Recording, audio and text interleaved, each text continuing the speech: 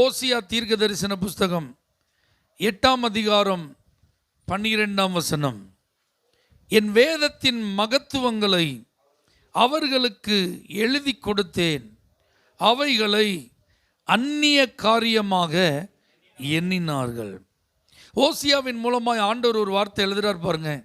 என் வேதத்தின் மகத்துவங்களை அவர்களுக்கு எழுதி கொடுத்தேன் அப்படின்றார். ஹல்லேலூயா. அப்போ கர்த்தருடைய வார்த்தை ஆரம்ப நாட்களில் ஓரலாக இருந்தது, வாய்மொழியாக இருந்துச்சு. ஆதாமோடு கர்த்தர் பேசின போது வாய்மொழியாக பேசினார். ஹல்லேலூயா. அவனை பார்த்து நீ ஏதாவது ஒரு தோல் சுருளை எடு, நீ எழுது அப்படின்லாம் ஆண்டவர் என்ன செய்யலை, சொல்லலை. ஆண்டவர் ஆதாமோடு நேரடி என்ன செய்தார், பேசினார். ஆனால் மோசே காலத்தில் தான் ஆண்டவர் முதலாவது அவனை சீனாய் மலைக்கு வரவழைத்து 40 நாள் இரவும் பகலும் அவருடைய சன்னிதானத்தில் அமர்ந்திருந்த மோசேயினிடம் 2 கற்பலகைகளில் தேவனே தன்னுடைய கரங்களினால் பிரமாணங்களை எழுதி கொடுத்தார். அல்லேலூயா. இஸ்ரவேல் ஜனங்களின் வாழ்க்கை முறையில் அவர்கள் மறுக்காமல் கடைபிடிக்க வேண்டிய நியமங்களை ஆண்டவர் தன்னுடைய சொந்த கையால் எழுதி கொடுத்தார். கொஞ்சம் யோசிச்சு பாருங்க, எவ்வளோ பெரிய ஆசீர்வாதம் அது. ஆமே. நம்ம சிலர் எழுதின அழகிய ஹேண்ட் ரைட்டிங்ஸ்லாம் பார்த்து என்ன செய்கிறோம், ஆச்சரியப்படுறோம். அச்சடித்த மாதிரி என்ன செய்யுது இருக்க, பிரிண்ட் பண்ண மாதிரி என்ன செய்யுது இருக்குதே அப்படின்லாம் நம்ம ஆச்சரியப்படுறோம். நீங்கள் இப்போ யோசிச்சு பாருங்க, எழுதுவதற்கே வாய்ப்புகளை ஏற்படுத்தி கொடுத்த தேவன் எழுதியிருந்தால் அந்த கற்பலகைகளில் அந்த எழுத்துக்கள் எவ்வளவு அருமையாக எவ்வளோ அழகாக இருந்திருக்கும். ஆமேன்னு சொல்லுங்க. ஆண்டவர் சொல்ற என் வார்த்தையை, அதை தான் என் வேதத்தை, அதனுடைய மகத்துவத்தை நான் உங்களுக்கு என்ன செஞ்சேன், எழுதி கொடுத்தேன். The great things of the law அப்படின்னு இருக்கு. அதான் நியமங்களில் இருக்கிற பெரிய விஷயத்தை நான் உங்களுக்கு சிம்பிளாக என்ன செஞ்சேன், எழுதி கொடுத்தேன். ஆமேன்னு சொல்லுங்க. பைபிள் ஏங்க ப்ரெஷியஸ், பைபிள் ஏங்க இம்பார்ட்டன்ட், தேவனுடைய வார்த்தை ஏன் யூனிக் அப்படின்னா, இது ஏதோ ஒரு மனுஷன்ட்ட இருந்து நமக்கு வந்ததல்ல, தேவனிடத்திலிருந்தே நமக்கு கொடுக்கப்பட்டது. ஹல்லேலூயா. மகத்துவங்கள் அப்படின்னு சொல்றார் அப்படின்னா இவர் மகத்துவமானவர். எழுதி கொடுத்த நம்முடைய தேவன் எப்படிப்பட்டவர், மகத்துவமானவர். ஆகவே தான் அவரால் மகத்துவங்களை எழுதி கொடுக்க முடிஞ்சது. ஹல்லேலூயா. நாம் எப்படிப்பட்ட ஆளாக இருக்கிறோமோ அப்படிதான் நம்முடைய அவுட்புட் என்ன செய்யும், நம்மிடத்திலிருந்து இருக்கும். அப்போ தேவன் எப்படிப்பட்டவர் கொஞ்சம் யோசிச்சு பாருங்க. அதரிசனமானவர், ஒருவரும் சேரக்கூடாத ஒளியிலே அவர் வாசம் பண்ணுகிறவர். அவர் ஆராய்ந்து முடியாத பெரிய காரியங்களையும் எண்ணி முடியாத அதிசயங்களையும் செய்கிறவர். ஹல்லேலூயா. அவர் ஒரு வார்த்தை சொன்னால் அது அப்படியே ஆகும். அவர் ஒரு கட்டளை இட்டால் அது அப்படியே நிற்கும். இவ்வளோ பிரம்மாண்டமான ஒரு தேவன் அவர். அவரை நம்ம வார்த்தையினால டிஸ்கிரைப் பண்ணவே முடியாது. ஆண்டவர் இப்படித்தான், இவ்வளவுதான், அவருடைய மகிமை இப்படித்தான் இருக்கும், அவருடைய மகத்துவம் இப்படித்தான் இருக்கும் அப்படின்னு நம்ம ஈஸியாக நினைச்ச முடியாது, சொல்ல முடியாது. அது ஆராய்ந்து முடியாதது. அல்லேலூயா. அது நம்முடைய புத்திக்கு எட்டாதது, அது நம்முடைய கற்பனைக்கு அடங்காதது. தேவனை, அவருடைய மகத்துவத்தெல்லாம் நம்ம அவ்வளவு எளிதாக என்ன செய்ய முடியாது, ஈஸியாக இப்படி தான் அப்படின்னு என்ன செய்ய முடியாது, சொல்ல முடியாது. பாருங்க, அவர் சொல்றாரு, என் மகத்துவங்களை நான் எழுதி கொடுத்தேன் என் விரலினால அப்படிங்கிறத. அந்த சீனை நீங்கள் சீனாய் மலையில் கொஞ்சம் யோசிச்சு பாருங்க. கர்த்தர் சொன்னார் மோசேட்ட, யாருமே இந்த மலை அடிவாரத்தில் ஒரு குறிப்பிட்ட எல்லையை போட்டு இதை தாண்டி என்ன செய்யக்கூடாது, வரக்கூடாது. ஆமேன்.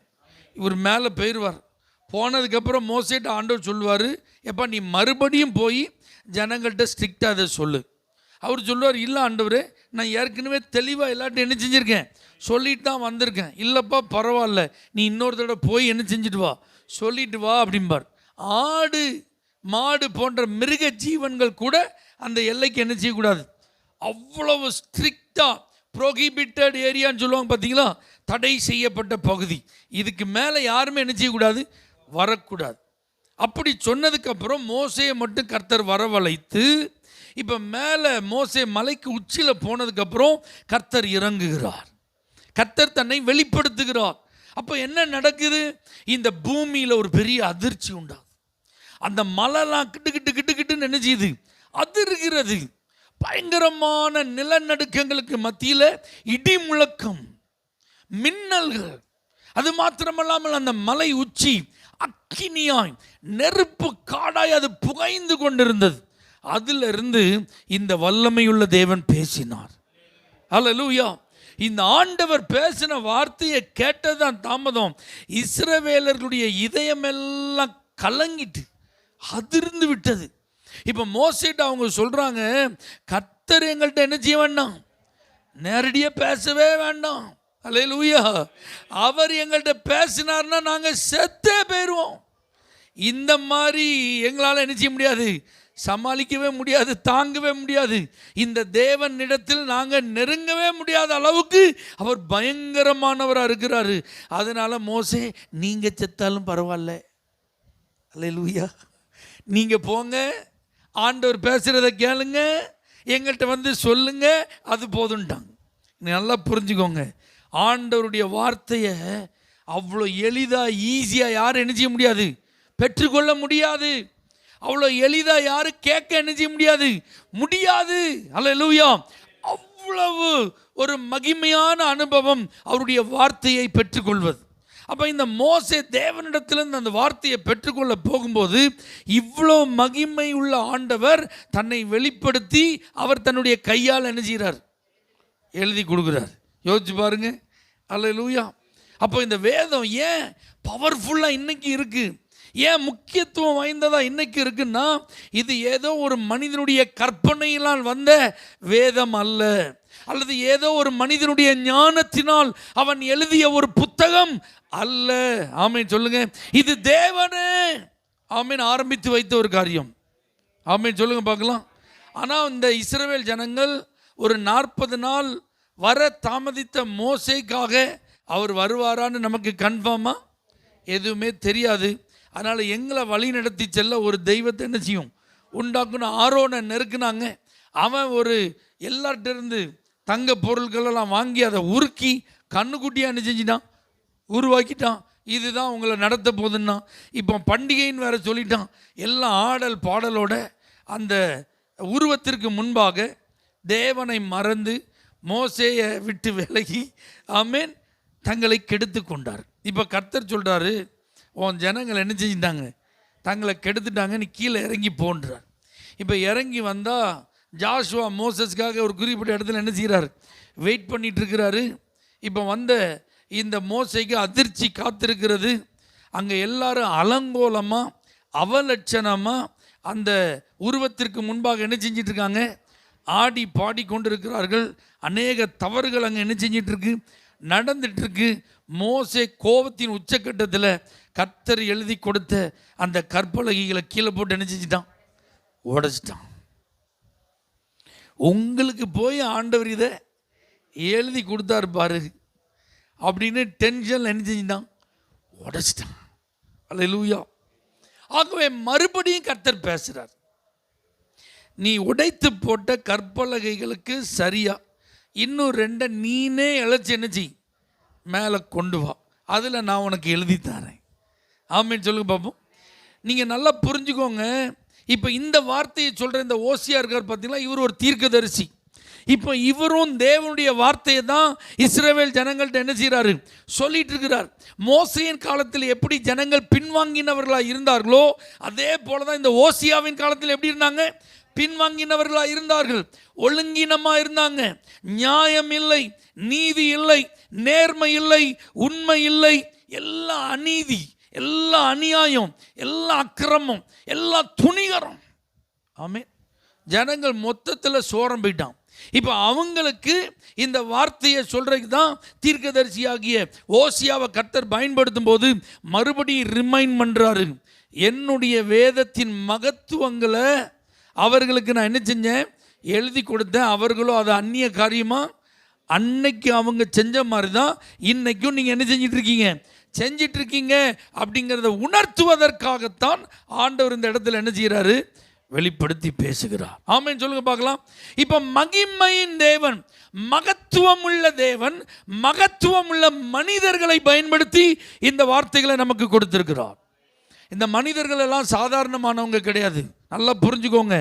இந்த வேத எழுத்துக்களை எழுதுவதற்கு தேவன் பயன்படுத்தின மனிதர்கள் குடும்ப பின்னணியத்தில் வேணா சாதாரணமானவங்களா இருந்திருக்கலாம், கல்வி அறிவில் வேணா பின்தங்கினவர்களாக இருந்திருக்கலாம், பண வசதி வேணா ஒருவேளை இல்லாதவர்கள் என்ன செஞ்சிருக்கலாம், இருந்திருக்கலாம், சமுதாயத்தில் வேணா அவர்கள் உயர்ந்தவர்கள் என்கிற அங்கீகாரம் அவங்களுக்கு இல்லாமல் இருந்திருக்கலாம். ஆனால் இவர்கள் தேவனுடைய பார்வையிலே மகத்துவமானவர்கள். ஆமென் சொல்லுங்க பார்க்கலாம். யாருமே செய்யாததெல்லாம் அவங்க செஞ்சிருக்காங்க. இவர்கள் எல்லாரை போல சாதாரணமாக இருந்தது இல்லை. இந்த வேதத்தை ஏன் இன்னைக்கும் வல்லமை உள்ளது என்று நம்முடைய கரங்களில் வைத்து இதை வாசித்து தியானித்து அதன் வழியில் நாம் நடந்து நித்திய ஜீவனை சுதந்திரிக்க முடியுதுன்னா இந்த மகத்துவமான தேவன் மகத்துவமான மனிதர்கள் மூலமாய் இந்த வார்த்தைகளை நமக்கு தந்ததுனால தான். ஹல்லேலூயா. இப்போ நீங்கள் யோசிச்சு பாருங்க, மோசஸை மறுபடியும் ஆண்டவர் ஒரு 40 days and nights come and stay with me அப்படின்ட்டார். நீ மேலே வந்து என் கூட தங்கி இருப்பா. அந்த மலையில் போய் அவர் மறுபடியும் என்ன செய்கிறாரு, தங்கி இருக்கிறார். தேவனுடைய வார்த்தைகளை கேட்டு எழுதுவதற்கு. அதற்கப்புறம் ஆண்டவர் பேசினதெல்லாம் மோசே என்ன செய்கிறாரு, எழுதி வைத்தார். ஆமென். இப்படி எழுதும்போது நீங்கள் யோசிச்சு பாருங்க, இரவு பார்க்காம பகலுன்னு பார்க்காம சாப்பாடை தேடாம தண்ணியை விரும்பாம ஆண்டவருடைய பாதத்தில் ஆண்டுடைய சமூகத்தில் தங்களை தியாகமாய் ஒப்பு கொடுத்து இந்த பரிசுத்த எழுத்துக்களை இவர்கள் எழுதினார்கள். அதனால தான் நான் சொல்கிறேன், மகத்துவமான மனிதர்கள். இந்த மகத்துவமான தேவனுடைய மகத்துவமான வார்த்தைகளை மகத்துவமான மனிதர்கள் எழுதியிருக்கிறார்கள். இவங்க போய் அவங்க கிரையம் செலுத்தின மாதிரி வேற யாரும் என்ன செய்ய முடியாது, கிரையம் செலுத்த முடியாது. நல்லா யோசிச்சு பாருங்க. இந்த ஓசியா தீர்க்க தரிசன புஸ்தகத்தை நம்ம எளிதில் என்ன செஞ்சிடறோம், வாசிச்சுட்டு போயிடுறோம். ஆனால் இந்த தேவனுடைய மகத்துவமான வார்த்தைகளை இவர் பேசுறதுக்கு இவருடைய வாழ்க்கையவே ஆண்டவர் கேட்டார். ஆமென். உன் வாழ்க்கையை தான் நான் வார்த்தையா இந்த ஜனங்களுக்கு முதல்ல சொல்ல விரும்புகிறேன். உன் வாழ்க்கை தான் நான் அவர்களுக்கு சொல்ல போகும் செய்தியை உள்ளடக்கி இருக்கிறது. ஆண்டவர் அப்படிதான் சொன்னார். நீங்கள் கேட்கலாம், அப்படி என்ன அவரை வாழ சொல்லிட்டாரு? ஆமென். கல்யாணம்னா எவ்வளோ சந்தோஷமான அனுபவம் யோசிச்சு பாரு. திருமணம் அப்படின்றது எவ்வளோ பாக்கியம் யோசிச்சு பாருங்க, எவ்வளோ மகிழ்ச்சி. ஒரு மனுஷனுடைய வாழ்க்கையில் கர்த்தரே ஆர்டைன் பண்ணது அது. திருமணம் என்பது மனிதனால் ஏற்படுத்தப்பட்ட அமைப்பு அல்ல. திருமணத்தை யார் தான் நியமித்தா? கர்த்தர் தான் நியமித்தார். மனுஷன் தனிமையாக இருப்பது நல்லதல்லன்னு சொல்லி அவனுக்கு ஏற்ற துணையை உண்டாக்குனது யாரு? கர்த்தர். அப்போ ஓசியாவும் தன்னுடைய திருமணத்தை குறித்து, தன்னுடைய எதிர்காலத்தை குறித்து, தனக்கு வரப்போகிற வருங்கால அந்த மனைவியை குறித்து அவரும் நிறைய ஆசைகளோட கனவுகளோடு இருந்திருப்பாரா, இருந்திருக்க மாட்டாரா? கண்டிப்பாக இருந்திருப்பார். ஆனால் அவரை பார்த்து கர்த்தர் சொன்னார், நீ ஒரு அழகான பிள்ளையை கல்யாணம் பண்ணணும்னு நினைக்காத, நீ நல்ல படித்த பட்டதாரியை கல்யாணம் பண்ணணும்னு நினைக்காத, நீ ஒரு பெரிய பணக்கார வீட்டு பிள்ளைய உனக்கு மனைவியாக்கணும்னு நீ நினைக்காத, இந்த ஊர்ல ரொம்ப பிரபலமான வீட்டில் பொண்ணு எடுக்கணும்னு நீ நினைக்காத. ஹல்லேலூயா. நீ யாரை தான் கல்யாணம் பண்ணணும்? விபச்சாரியை தான் கல்யாணம் பண்ணணும்னு சொல்லி ஆண்டவர் அவனை வழி நடத்தின போது அதற்கு தன்னை முழுமையாய் அர்ப்பணித்தவர் ஓசியா. நல்லா கவனிச்சுட்டே வாங்க. இப்போ போறார் அந்த ப்ராஸ்டிடியூட், அவ பேர் கோமர். அவள்கிட்ட போய் பணம் கொடுத்து, நீ தயவு செய்து இந்த வேலையை என்ன செய்யாத, என்ன நீ செய்யாத, உன்னை நான் கல்யாணம் பண்ணிக்கிறேம்மா, இனிமே நீ இந்த மாதிரி தப்பு என்ன செய்யாத, நீ பண்ணாத, உனக்கு நான் ஒரு வாழ்க்கை கொடுக்க விரும்புகிறேன், உன்னோடு கூட நான் வாழ விரும்புகிறேன், அதனால் நீ எனக்காக காத்துரு. ஏன்னா யூத கலாச்சாரத்தின்படி நிச்சயம் பண்ணால் அந்த பொண்ணு மாப்பிள்ளை காத்திருக்கும் காலம்னு ஒரு காலத்தில் என்ன செய்யணும், பெட்ரோத்தல் பீரியட்னு ஒன்று இருக்குது, அதில் வெயிட் பண்ணணும். அதை போல் இவர் போய் பணம் கொடுத்து அந்த பொண்ணை வெயிட் பண்ண சொல்லி அதுக்கப்புறம் கல்யாணம் பண்ணுறார். கொஞ்சம் யோசிச்சு பாருங்கள், ஊரில் பார்க்குறவங்க என்ன நினைப்பாங்க? குடும்பத்தில் பெற்றோர் இதை ஏற்றுக்கொள்வாங்களா? சொந்தக்காரங்க இதை குறித்து என்ன கருத்து சொல்லுவாங்க? கொஞ்சம் நினச்சி பாருங்கள். முதல்ல மனசு ஒத்துக்கிடுமா? அந்த திருமணம் செய்ய போகிற ஓசியாவின் மனது அதை ஏற்றுக்கொள்ளுமா? யோசிச்சு பாருங்க, முடியாது. அப்போ கர்த்தர் சொல்றாரு, இதை போல தான் இஸ்ரவேலர்கள் என்னை விட்டு அந்நிய தெய்வங்களை வழிபட போனது. ஒரு கணவனுக்கு மனைவி அதாவது துரோகம் செய்வது போல, அல்லது தன்னுடைய சரீரத்தை விற்று தொழில் செய்து பிழைப்பது போல இவர்கள் சோரம் போயிட்டாங்க. அப்படி சோரம் போனாலும் அவர்களை நான் வெறுக்க விரும்பவில்லை, அவர்களை உதறி தள்ள விரும்பவில்லை, அவர்கள் எனக்கு வேண்டாம் என்று நான் சொல்லவில்லை. அவங்களை நான் நேசிக்கிறேன், அவங்க தான் என் சொந்த ஜனம், அவர்களுடைய தேவனாய் நான் இருக்க விரும்புகிறேன் அப்படின்னு சொல்லி தான் இதான் செய்தியாக அவன் வாழ்க்கையிலிருந்து ஆண்டவர் என்ன செய்கிறாரு சொல்கிறார். இப்போ பாருங்கள், திருமணம் ஆயிட்டு 3 பிள்ளைகளும் பிறந்துட்டாங்க. ஆமென். இப்போ அதுக்கப்புறம் என்ன நடந்தது தெரியுமா? இந்த அம்மா இவரை விட்டுட்டு ஓடிட்டாங்க. இந்த அம்மா பழைய வாழ்க்கைக்கு என்ன செஞ்சிட்டாங்க? போயிட்டாங்க. இப்போ யோசிச்சு பாருங்கள், ஒரு விபச்சாரிக்கு வாழ்க்கை கொடுத்ததே பெரிய விஷயம், அவளோட குடும்பம் நடத்துகிறதே பெரிய விஷயம், அது அவளோட இருந்து ஒரு 3 பிள்ளையை பெற்று இப்போ வளர்த்துட்டு இருக்கிறதே ஏதோ மனசை கொஞ்சம் தேர்த்திக்கிட்டு தான் என்ன செஞ்சிட்டு இருக்கு, வண்டி ஓடிட்டுருக்கு. இதில் அந்த பெண் மறுபடியும் இந்த உண்மையாய் நேசித்த கணவனுக்கு துரோகம் பண்ணிட்டு போயிட்டான்னா ஏற்றுக்கொள்ள முடியுமா? சொல்லுங்கள். இதை யாராவது பொறுத்து கொள்வாங்களா? அந்த மாதிரி ஆள் திரும்ப கையில் கிடச்சா என்ன நடக்கும்? கல்லெறிஞ்சே கொண்டுருவான், உயிரோடு எரிச்சிருவான். அல்லேலூயா. சந்தா துண்டு துண்டாக என்ன செஞ்சிருவாங்க? அவ்வளோ ஆக்ரோஷம், அவ்வளோ கோவம் என்ன செய்யும்? வரும். ஆனால் கர்த்தர் சொல்கிறாரு, ஒன்றும் பிரச்சனை இல்லை, நீ போய் அவளை தேடி கண்டுபிடிச்சி மறுபடியும் கூட்டிகிட்டு வந்து அவ கூட நீ வாழு. இவரும் பாருங்க, மறுபடி போய் தேடி கண்டுபிடிச்சி அந்த அம்மா கையில் காலில் விழுந்து கெஞ்சி கூத்தாடி, அம்மா நல்லா இருப்ப, நீ 3 பிள்ளைகளையாவது பார்த்துட்டு என்ன செஞ்சிரு, நீ வந்துரு அப்படின்னு சொல்லி என்ன செய்கிறாரு, கூட்டிகிட்டு வந்து இருக்கார். இப்போ ஆண்டவர் சொல்கிறாரு, இப்படி தான் ஒரு முறை அல்ல பல முறை இஸ்ரவேல் என்ன செஞ்சிட்டாங்க, சோரம் போயிட்டாங்க. மறுபடி இப்படி என்ன செய்கிறாங்க, தப்பு பண்ணுறாங்க. அப்படியே அவங்க தப்பு பண்ணாலும் இன்னும் அவர்கள் எனக்கு வேண்டும் என்கிற மனது தான் எனக்கு இருக்க தவிர அவர்களை நான் நிரந்தரமாக புறக்கணிக்க விரும்பவில்லை. ஹல்லேலூயா. அப்போ பாருங்க, இந்த மாதிரிலாம் சாக்ரிஃபைஸ் பண்ண மனிதர்களை வச்சு தான் ஆண்டவர் பைபிள் எழுதியிருக்கிறாருங்க. ஆமென் சொல்லுங்க பார்க்கலாம். ஹல்லேலூயா. பைபிள் எழுதின ஆட்கள் யாருமே சும்மா சாதாரணமாக படுத்து தூங்கி எந்திரிச்சிட்டு ஆமென் நல்ல பிரியாணி சாப்பிட்டுட்டு கையில் ஒரு சிகரெட்டையும் கையில் ஒரு மது கோப்பையும் வச்சுட்டு அப்படியே கவிதை எழுதின மாதிரிலாம் யாரும் என்ன செய்யல, பைபிள் எழுதலை. ஆமென் சொல்லுங்க பார்க்கலாம். வாழ்க்கையில் அவர்கள் செய்த தியாகம் பெரிது, அவர்கள் தேவனுக்காக கொடுத்த கிரயம் அதிகம். அவங்க மற்ற மனிதர்களை போல கிடையாதுங்க, அவங்க அப்படிலாம் இல்லை. ஆமென் சொல்லுங்க பார்க்கலாம். எசேக்கியேல் தீர்க்கதரிசியை ஆண்டவர் இதே போல வாழ்க்கை மூலமாக தான் என்ன செய்கிறாரு, வார்த்தையை பேசுகிறார். அந்த மனுஷன் ஆண்டுடைய வார்த்தையை சொல்கிறதுக்கு ஒரு குறிப்பிட்ட நாள் ஃபுல்லாக ஒரு பக்கமாக படுத்திருப்பான். அவங்க பார்ப்பாங்க எல்லாரும், ஏன் நீ இப்படி ஒரு பக்கமாக படுத்திருக்க, அதுக்கு ஒரு காரணம். ஆண்டவர் மறுபடி சொல்லுவார், இனிமேல் இந்த கொஞ்ச காலம் எந்த பக்கம் படுக்கணும், இந்த பக்கம் மட்டும்தான் படுக்கணும். போன தடவை நீ கொஞ்ச நாள் அப்படி படுத்திருந்த, இப்போ இப்படி படுக்கிறிய, என்ன விஷயம்? அதில் ஒரு செய்தி. நீங்கள் யோசிச்சு பாரு, நமக்கு கையை காலை நீட்டாமல் கைக்கு ஒரு தலைவாணி, காலுக்கு ஒரு தலைவாணி, காலுக்கு ஒரு ஃபேனு, தலைக்கு ஒரு ஃபேனு, இப்படி வச்சுமே நமக்கு இப்போ என்ன வரமாட்டேங்கி, தூக்கம் வரமாட்டேங்கி, கம்ஃபர்டபுளாக இல்லை. ஆனால் இப்படி ஒரு சைடாகவே என்ன செய்யணும், படுக்கணும். தண்ணி குடித்தா ஹின் அப்படின்னு ஒரு அளவு, அதில் தான் நீ என்ன செய்யணும், குடிக்கணும். அதுக்கு மேலே ஒரு சொட்டு எக்ஸ்ட்ரா என்ன செய்யக்கூடாது, குடிக்கக்கூடாது. யோசிச்சு பாருங்கள். ஹல்லேலூயா. அவர் சாப்பிட்ற அப்பம் இருக்குது பார்த்தீங்களா, இந்த அப்பத்தை ஆண்டவர் மனித கழிவில் நீ சுட்டு சாப்பிடினார். அவன் கையெடுத்து அந்த ஒரு காரியத்தில் தான் எக்ஸ்கியூஸ் கேட்டான், ஆண்டவரே இது ரொம்ப அருவருப்பாக இருக்குது, கொஞ்சம் இதில் பார்த்து ஏதாவது செய்யுங்க. சரி பரவாயில்ல, உனக்காக எக்ஸ்கியூஸ் கொடுங்க, மாட்டு சாணத்தில் சுட்டு சாப்பிடுன்ட்டார். அப்போது இஸ்ரவேலர்களுடைய நிலைமை எவ்வளவு கேவலமாக இருந்தால், எவ்வளவு மோசமாக இருந்தால், அவர்களுக்கு புத்தி வருவதற்கு இவனுடைய வாழ்க்கையை ஒரு நாடகம் மாதிரி ஒரு அடையாளமாக காண்பித்து ஆண்டவர் வசனத்தை எழுதியிருப்பார். பாருங்க, வார்த்தை எழுதியிருப்பார். இன்னைக்கு ஏன் இந்த வார்த்தை இருதயத்தை ஊடுருவுது, இன்னைக்கு ஏன் இந்த வார்த்தை நம்முடைய இருதயத்தை அனல் மூட்டுது, இன்னைக்கு இந்த வார்த்தை ஏன் நம்முடைய விசுவாசத்தை தட்டி எழுப்புது, இன்னைக்கு இந்த வார்த்தை ஏன் நம்மளை பரிசுத்தவான்களா மாற்றுது அப்படின்னா, அதற்காக தேவனுடைய மகத்துவங்களை எழுதுவதற்கு இந்த மனிதர்கள் கொடுத்த கிரயம் அதிகம். ஹல்லேலூயா, ஹல்லேலூயா. சும்மாலாம் வசனம் யாரும் என்ன செய்யல, எழுதலை.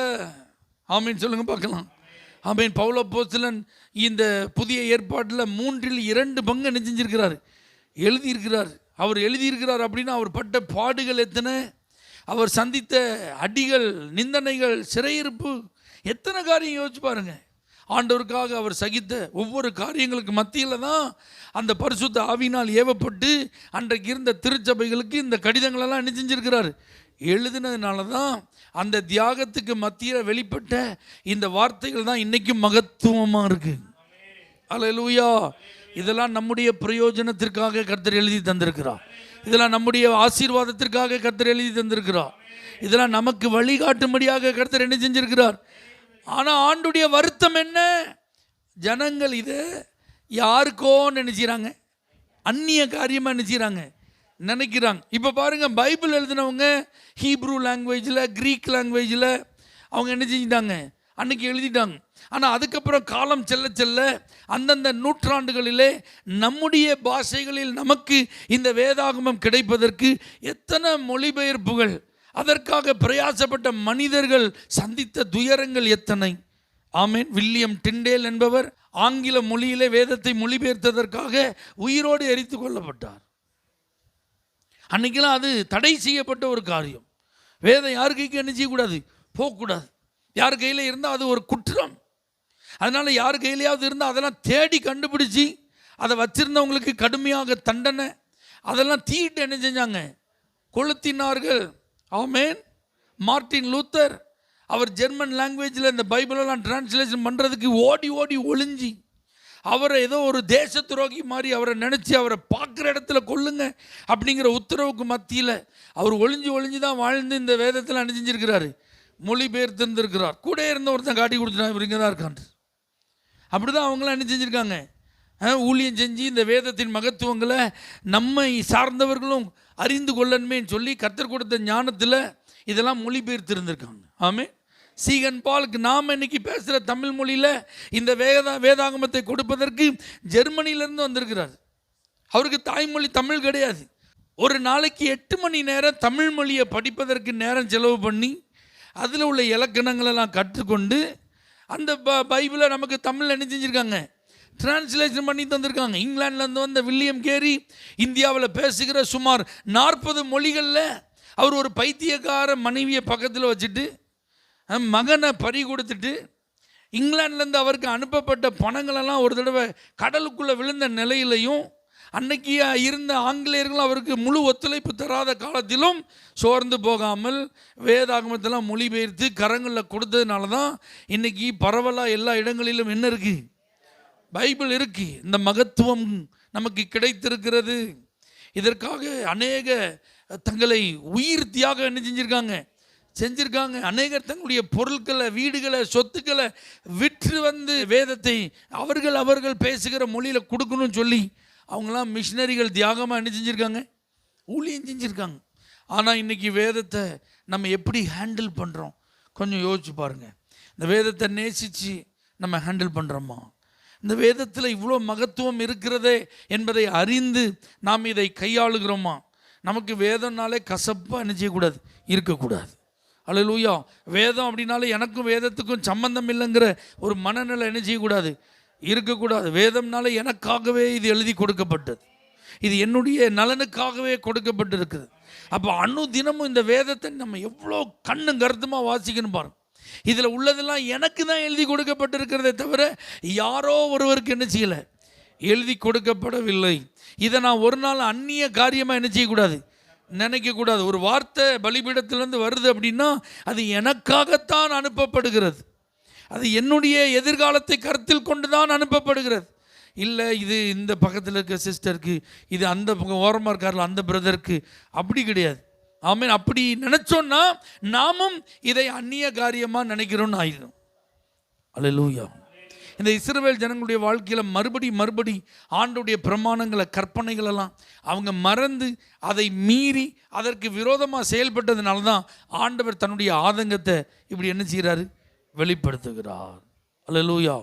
அப்போ நீங்கள் இதை புரிஞ்சிட்டிங்கன்னா பைபிள் அற்பமாக நினைக்க மாட்டீங்க. அதனால தான் இதனுடைய மகத்துவத்தை புரிந்த தேவ மனிதர்கள் உட்கார்ந்து வாசிக்க மாட்டாங்க, முழங்கால நின்று வாசிக்கிறாங்க. ஏன் வாசிக்கிறாங்க? இது மகத்துவமான தேவனிடத்திலிருந்து மகத்துவமான மனிதர்கள் மூலமாக நமக்கு என்ன செஞ்சிருக்கு, கிடைத்திருக்கு. நம்ம இன்னைக்கு ஈஸியாக 250 ரூபா, 550 ரூபா, 950 ரூபா, 1300 கொடுத்து இந்த பைபிள் என்ன செஞ்சிடும், வாங்கிறோம். ஆனால் இதற்காக பே பண்ணப்பட்ட ப்ரைஸ் இஸ் வெரி காஸ்ட். அல்லேலூயா. அது ரொம்ப காஸ்ட்லி. இதற்காக பே பண்ணப்பட்ட அந்த பிரைஸ் வெரி காஸ்ட்லி. அல்லேலூயா. எளிதில் இது என்ன செய்யல, வரல. அதனால வேதத்தை வாசிக்கும் போது அசால்ட்டாக என்ன செய்யாதீங்க, வாசிக்காதீங்க. கடமைக்காக என்ன செய்யாதீங்க, வாசிக்காதீங்க. இன்னைக்கு வாசித்து முடிக்க வேண்டிய வேத பகுதியை வாசித்து முடிக்கணுமே அப்படிங்கிறதுக்காக நுனிப்புல் மேஞ்ச மாதிரி என்ன செய்யாதீங்க, வாசிக்காதீங்க. ஜெபத்தோட ஒவ்வொரு நாளும் இது எனக்காகவே எழுதி கொடுக்கப்பட்டது அப்படின்னு சொல்லி வேதத்தை என்ன செய்யுங்க, வாசிங்க. அல்லேலூயா. தினமும் ஜெபத்தோடு அந்த வேதத்தை கரத்தில் எடுக்கும் போதெல்லாம் உங்கள் உள்ள நன்றியால் நிரம்பட்டும்.